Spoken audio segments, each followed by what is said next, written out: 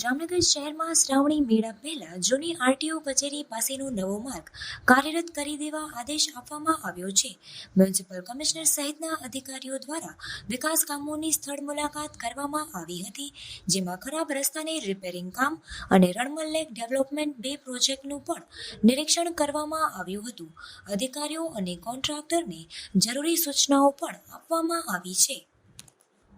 જામનગર શહેરમાં defect liability પીરિયડમાં કેટલાક જે રોડ હતા એ પૈકીના રોડ ઉપરની કાંકરી ખસવાનો જેવા નાનકડા પ્રોબ્લેમ્સ જે થયેલા છે એના માટે એ રોડની આજે મુલાકાત લીધી છે અને આજથી જ એ કામ રિપેરિંગનું શરૂ થઈ જશે અને 2 દિવસની અંદર એ કામ પૂર્ણ થશે. એટલે જે ડિફેક્ટ લાયબિલિટીવાળા કામો જે બગડ્યા હતા એ ડિફેક્ટ લાયબિલિટી પીરિયડમાં હોવાથી કોર્પોરેશનના નહીં પરંતુ કોન્ટ્રાક્ટરના ખર્ચે એ બધા કામો પૂર્ણ કરવામાં આવશે.